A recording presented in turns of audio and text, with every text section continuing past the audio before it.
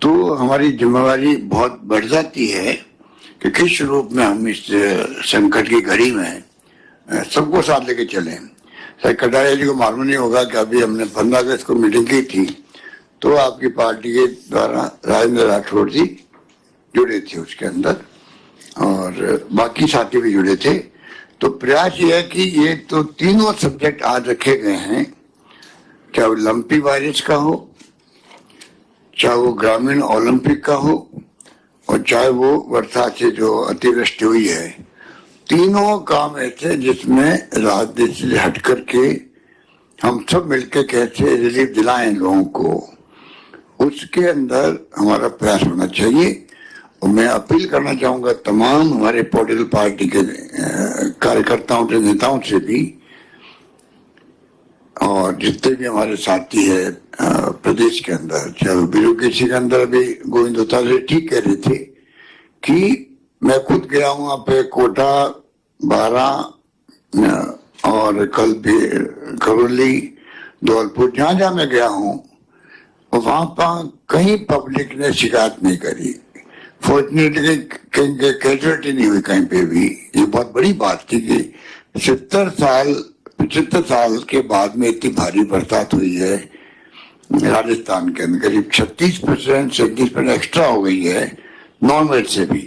पर ये बहुत बड़ी बात है कि कैजुअलिटी नहीं होना फिर भी, और आर्मी के द्वारा, हेलीकॉप्टर के द्वारा, सिविल डिफेंस के द्वारा, आर्मी के कॉलेज के द्वारा और एनडीआरएफ और एसडीआरएफ की टीमें जिनको लगाया प्रशासन ने सोच समझ के, मैं समझता हूँ वो तारीफ काबिल है। और वास्तव में सब जगह पसंदीदा की लोगों ने प्रशासन की भी किस प्रकार रेस्क्यू किया गया। करीब मैं समझता हूँ 7-8 हजार लोगों को रेस्क्यू किया गया और बचा लिया गया सबको। हालांकि नुकसान फसलों का भी हुआ है और नुकसान हुआ है मकानों का भी, कच्चे मकान बह गए, 10-12 फिर पानी आ गया, वो सब कुछ हुआ। पर मैं ये इसलिए कह रहा हूं कि तीनों विषय जो है वो विषय है जो तमाम कार्यकर्ताओं को, जो सामाजिक कार्यकर्ता हूं और चाहे राजनीतिक कार्यकर्ता हूं, सबको मिलकर ऐसे वक्त में हम पब्लिक की किस प्रकार उनकी इमदाद करें, सेवा करें, कैसे उनको राहत पहुंचाएं, ये हमारा आज के दिन संकल्प है।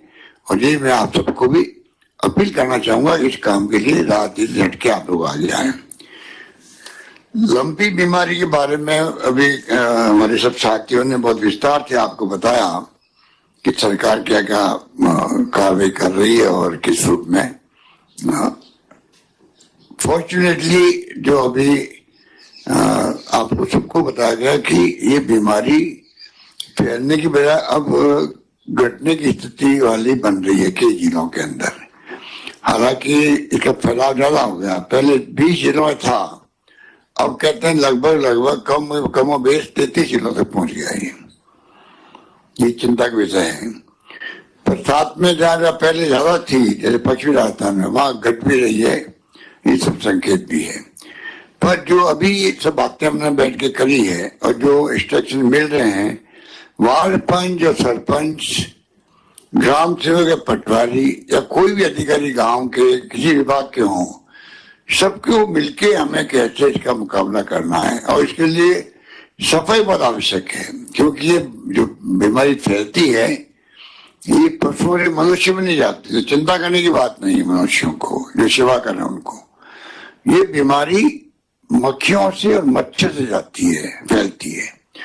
जहाँ सफाई होगी वहां मच्छर और मक्खियां कम होगी। तो एक तो आपको हमको देखना पड़ेगा कि ये कैसे सफाई के माध्यम से हम लोग इसको हल करें जिससे कि बीमारी आगे फैले नहीं। क्योंकि बीमारी का टीका अब जाके पता नहीं 1 महीने का कह रहे हैं कि आएगा मार्केट में, बना नहीं है। दवाइयां भी, इसकी कोई फिक्स दवाइयां नहीं अभी तक भी। और जो दवाएं थोड़ी बहुत काम आती बकरी वाली, वो काम नहीं जा रही है। पर जो आयुर्वेद के बारे में कहा गया है, होम्योपैथी के बारे में कहा गया है, कल हमारी कैबिनेट की मीटिंग में भी हम लोगों ने डिस्कशन काफी लंबा किया। ये जो होम्योपैथी और आयुर्वेद, इसके बारे में विभागों को ये निर्देश दे दिए गए हैं वो इस बात को गांव तक पहुंचाएं कि आयुर्वेद के अंदर या जो जो देसी इलाज है उसमें क्या क्या सामग्री काम की है, किस रूप में उसको काम लेना, किस रूप में गायों को नहलाना भी है, तो क्या उसमें सामग्री काम आएगी, किस प्रकार से उनको भोजन करवाना है, खिलाना है, तो उसके लिए क्या क्या उनके लड्डू बनेंगे तो क्या बनेंगे, उसके लिए क्या क्या होगा। ये तमाम बातें आयुर्वेद विभाग की ड्यूटी है कि वो गांव तक गांव वालों को पूरी बात समझाए और सामग्री की व्यवस्था भी करे। इसमें कोई धन की कमी नहीं आने दी जाएगी। मैंने पहले भी कहा, कोरोना के वक्त में भी, आज भी मैं कहता हूँ, इन मूक पशुओं के लिए भी सरकार साधनों की कमी नहीं आने देगी। हमारे विधायकगण भी इतने इमदाद कर रहे हैं, किसी 10 लाख दिए, किसी 20 लाख दिए अपने एमएलए फंड में से, और कटारे जी कह रहे थे जोधपुर से और दे देंगे। तो कहने का मतलब ये कि इसमें कोई धन की कमी नहीं आने वाली है। भामाशाह हो या समाज सेवी हो, हमेशा गाय माता की सेवा करते हुए आए हैं। गौशाला चलाने वाले लोग हैं, प्रबंधक, वो भी आगे आ रहे हैं। पथमेड़ा तो बहुत बड़ा, आपको मालूम है कि हम राजपुरी जी बोल रहे थे अभी कि किस प्रकार से वे खुद तकलीफ देख रहे हैं और चिंता कर रहे हैं। तो मैं समझता हूँ कि सब मिलके अगर हम लोग लगेंगे तो ये काम भी बहुत आसानी से रुक जाएगा। और हम उम्मीद करते हैं कि आज जो करीब 11-12 राज्यों में फैल चुका है, बल्कि 16 राज्यों में फैल चुका है, पहले 7 राज्यों में था, तो फैला है कि राज्यों में ये, तो इसको भी हमें समझना पड़ेगा कि पूरे देश के अंदर इसके लिए राष्ट्रीय आपदा की तरह कोई घोषणा हो भारत सरकार की। इसमें मैं चाहूंगा कि कटारे जी को मैं कहना चाहूंगा, वो नेता प्रतिपक्ष भी है।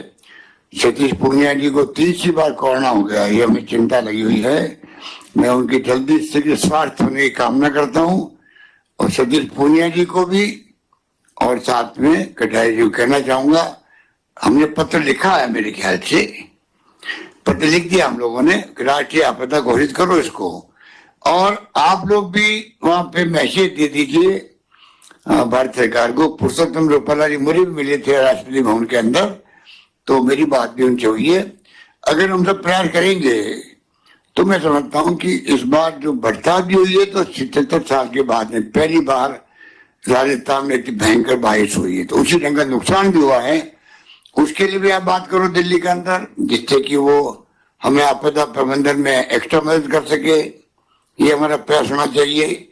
और इस लंपी स्किन बीमारी के लिए राष्ट्रीय आपदा घोषित करेंगे, तो जो अभी हमारे साथी बोल रहे थे, कटारी ने भी कहा कि इसमें इमदाद होनी चाहिए पशुपालकों की। मैं भी मानता हूँ कि पशुपालकों की इमदाद होनी चाहिए। कई पशुपालक तो उनके जीवन का जो है आधार ही पशुपालन ही है, और उनकी गाय कोई मर जाती है, 1 गाय भी 2 गाय भी, आप सोच सकते हैं कि जब दूध होगा ही नहीं तो वो क्या बेचेंगे, क्या वो कमाएंगे। तो इसमें भारत सरकार अगर इसको आपदा घोषित करती राष्ट्रीय, तो उसके बाद में आपको एक्स्ट्रा इमदाद पशुपालकों के लिए मिल सकती है।